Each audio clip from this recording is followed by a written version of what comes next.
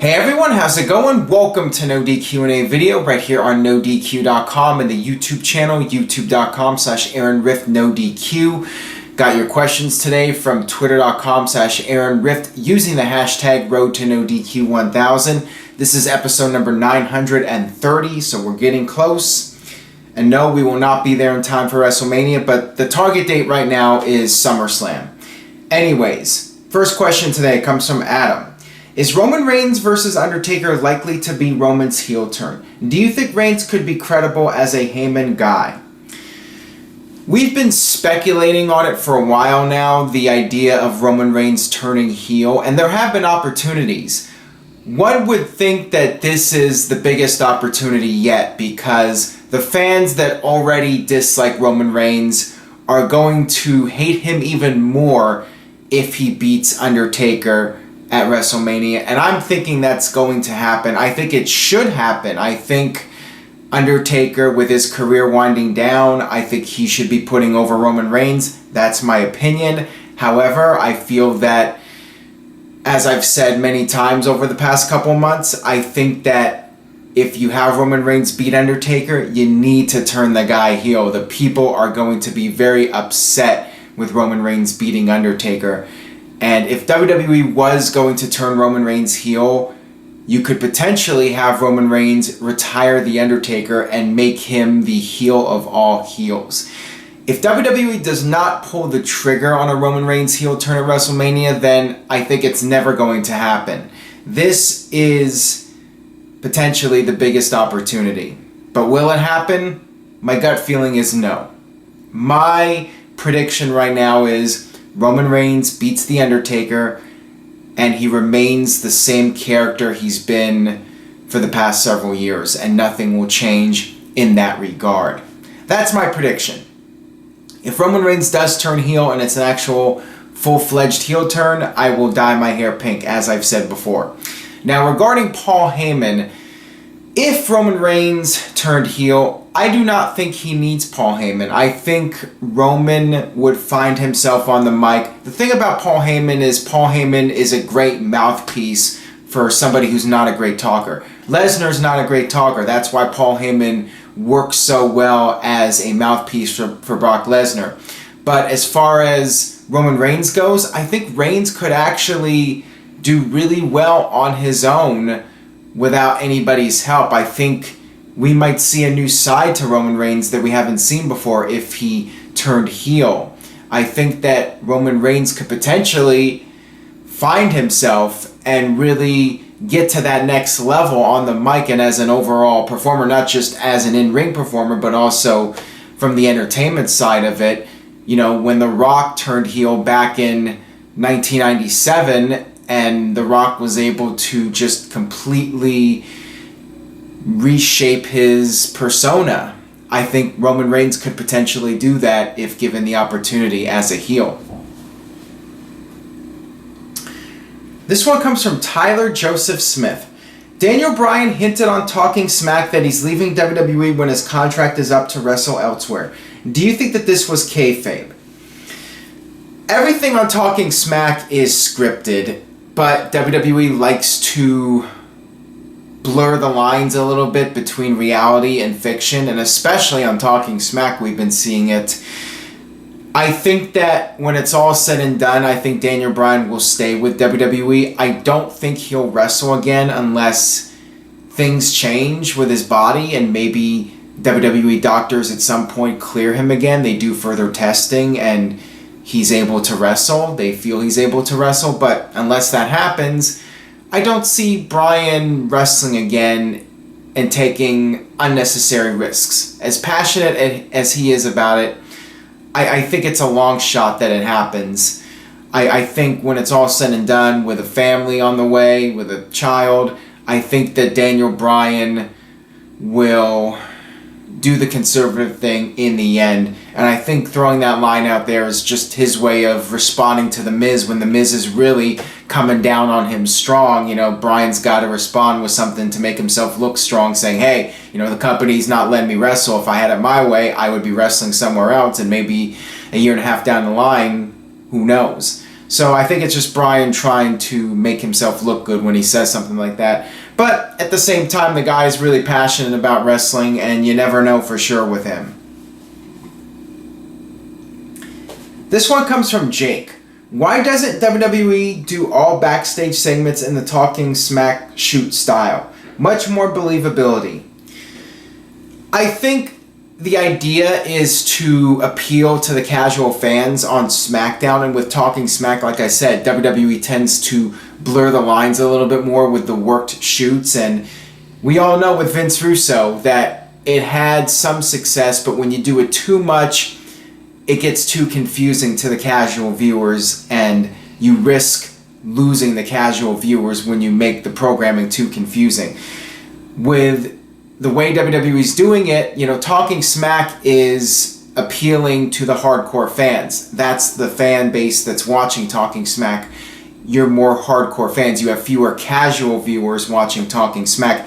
And what you can do is you could take the highlights from Talking Smack and show it on SmackDown in a way that casual fans can understand. You take the segments and the parts that make the most sense to the casual viewers that they'll be able to understand, and you show those parts on SmackDown. And that's what we saw this past week with The Miz when they showed the clips of The Miz. And just the basic idea that John Cena is only looking out for himself, he only loves himself, and Nikki will never get married. They just took those lines from Talking Smack and showed that on SmackDown, and that's something that everyone can understand. Everyone can understand that storyline that Nikki wants to get married and John Cena has been having cold feet about it and that sort of thing and playing up on that. But then when they make too many insider references, then it gets confusing to the casual fans. This one comes from Sean T. Flick. AJ Styles is absolutely phenomenal, but why do fans think he deserves the WrestleMania main event? He's only been in WWE for 1 year.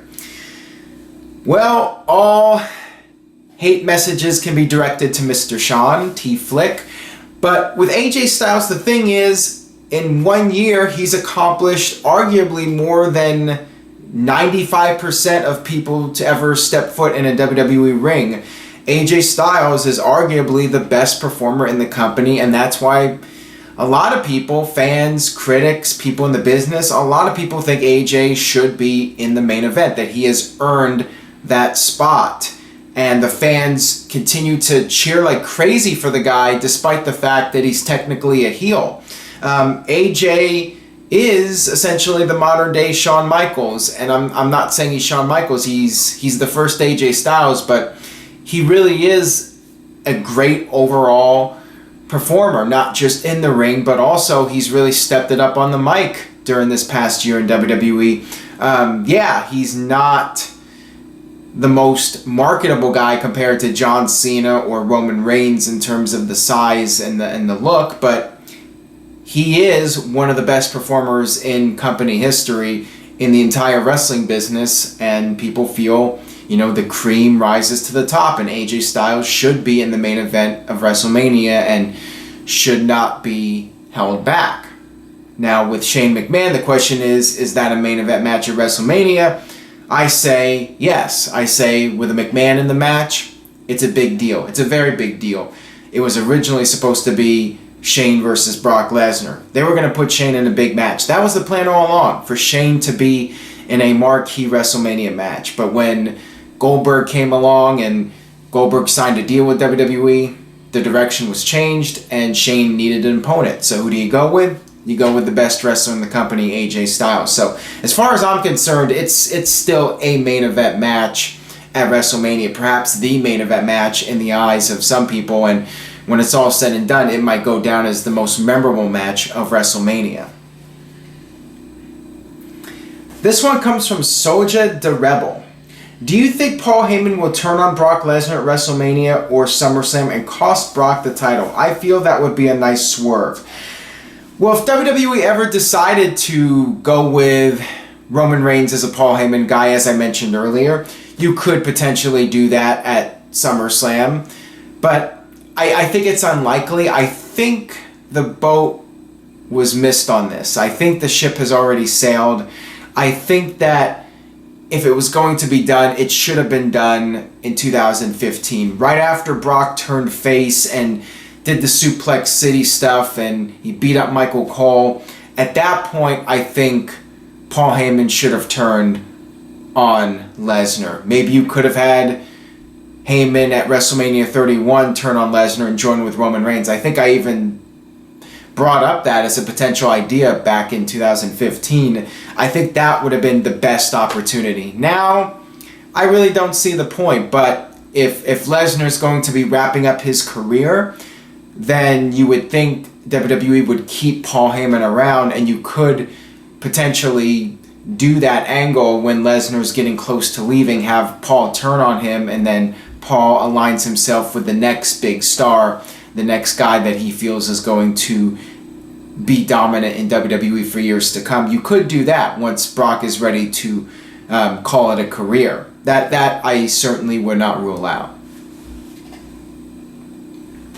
This one comes from Chris. After WrestleMania, would it make sense to have Maryse go for the women's title next? If so, who would be the champion? I doubt that Maryse is going to be wrestling on a full-time basis. She's been back for a year, and she's just been there as the Miz's sidekick. They're doing the mixed tag team match at WrestleMania, but it is WrestleMania, and there was the opportunity to do this match. My gut feeling is we're not going to see Maryse compete for the women's title unless, this match goes over really well and everyone's really impressed with her in-ring work and a decision is made for her to wrestle full-time again. But as of right now, I don't think that's going to happen. Right now, what I expect to happen is Alexa Bliss retains the title, similar to AJ Lee a couple years back when the odds were stacked against her. And it'll probably just continue to be Alexa Bliss and Becky Lynch, or possibly Mickie James as a face versus Alexa Bliss. I could see that as a possibility. And then once they do the draft, I could potentially see Sasha Banks going to SmackDown and doing something with Becky Lynch or Alexa Bliss or one of them and getting into the mix, or somebody from Raw going to SmackDown in a couple of months. This next one comes from Broken Cheyenne. Delete. What's going on with Rusev? Injuries and also lost in the shuffle. Looks like going to miss this WrestleMania 2. Bad for him. A little tough reading your question there, but I get the gist of it. You're asking about Rusev, what's going on with him. Apparently he had shoulder surgery last week, and that's why he was written out of the storylines. There's been a lot of speculation about Rusev. There was speculation that there was heat on him, that WWE was upset about him cutting his hair. I think he just cut his hair because he knew he was going to be taking time off and wanted to cut it. It's unfortunate, the timing of it. I mean, there's also speculation that he was trying to put off the surgery because he wanted to make WrestleMania, but things did not work out in his favor. So it is unfortunate for him, but at the same time, I wonder what WWE would have done with him. I think, he probably would have gone lost in the shuffle. He would have been in the Andre the Giant Battle Royal at best and probably would not have won it. So maybe this is a good thing. Maybe it's better that he's not positioned as some random guy in a Battle Royal.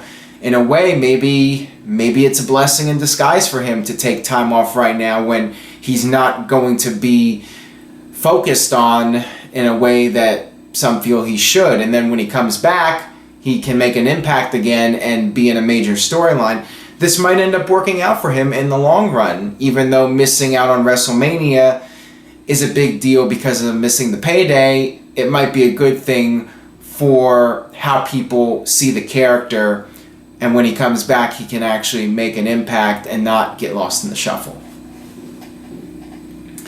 This one comes from Dave Lesnar. What dream matches are really left in WWE? Cena, Taker, but who else? Joe versus Brock, Batista versus Brock, Rock versus Brock, Rock versus Batista? You pretty much just named all the matches, so you're doing my job for me. I mean, obviously Undertaker and Cena, like you said. Samoa Joe, there's a lot of dream matches, I think, for Samoa Joe. Samoa Joe versus Brock Lesnar, Samoa Joe versus AJ Styles, Samoa Joe versus Finn Balor on the main roster. with AJ Styles. AJ Styles versus Seth Rollins. That's a match we haven't seen yet. And of course, Kurt Angle. There's a lot of big matches for Kurt Angle in WWE. Kurt Angle versus AJ Styles. Kurt Angle versus Samoa Joe. Kurt Angle versus Seth Rollins. Just a lot of guys with Angle. That's why I think that if Angle can go and he's cleared to wrestle, I think WWE should definitely get him in the mix. There's a lot of big matches you can do with Kurt Angle in WWE. But those are the ones for sure. As far as Undertaker goes, I mean, really Cena's the only guy left in Roman Reigns, which they're doing this year. And after that, you know, I feel that if Undertaker doesn't retire this year, I think next year with John Cena really should be it for Undertaker.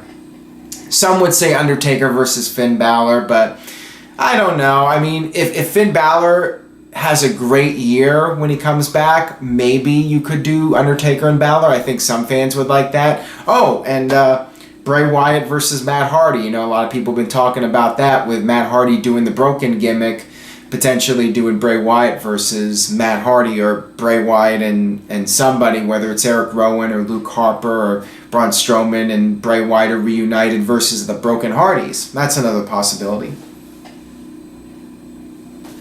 This one comes from Slow Motion. Are you surprised Randy Orton is still the youngest WWE champion of all time or world champion, considering who he beat for it, knowing how WWE rewrites records?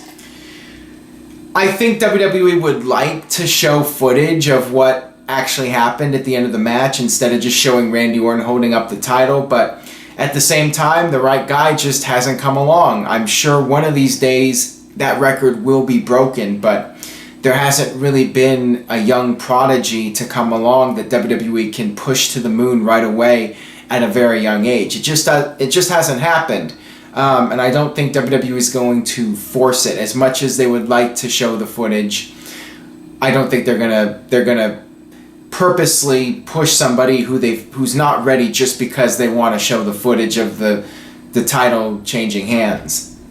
So it is what it is. You know, they'll show the footage of Randy Orton holding up the title until the right opportunity comes along to break that record. You know, it's not like they're in any kind of hurry to do that. This one comes from The Cruise. Is the cowardly heel champion gimmick too overly used in WWE?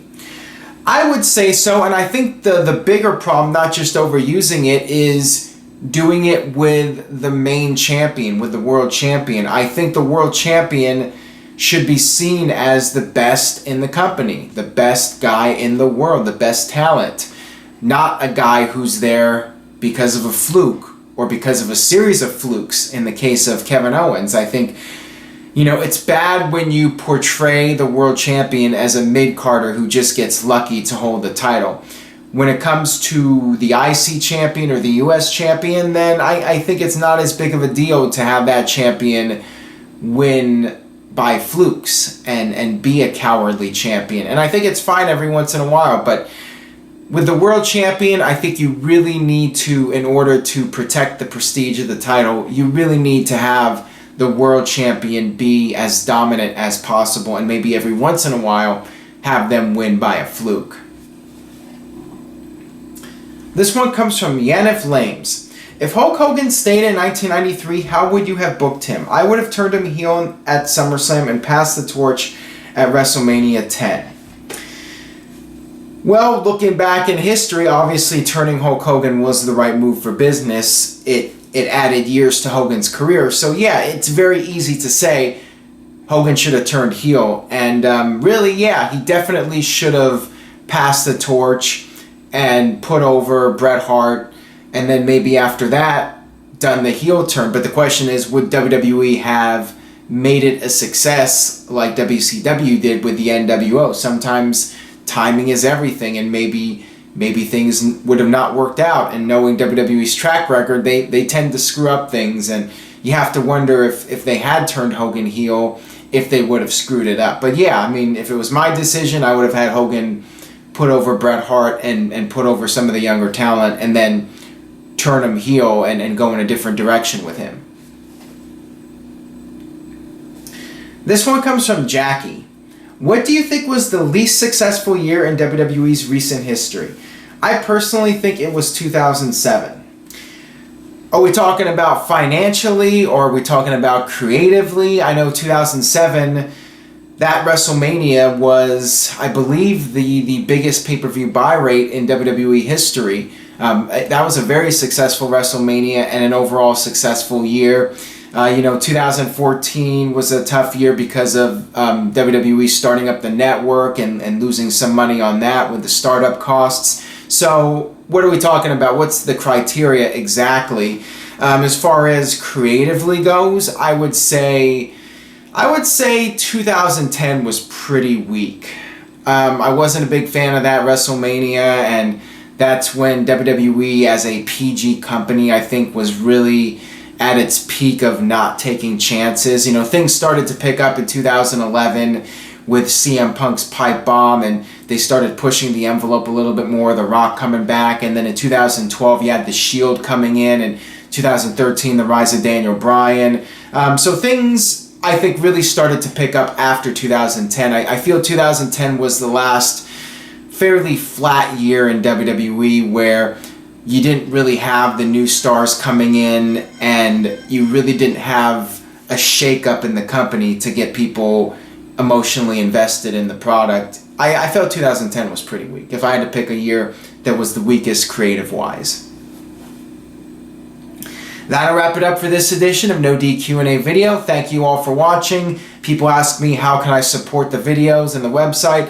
Best thing you can do besides grabbing a No DQ shirt on ProWrestlingTees.com, the best thing you can do is spread the word. Word of mouth. Tell a friend about No DQ&A video.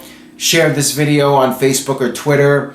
And of course, stay tuned to NoDQ.com for the very latest regarding the WrestleMania card. I will be back again very soon with another video. I will see you guys next time.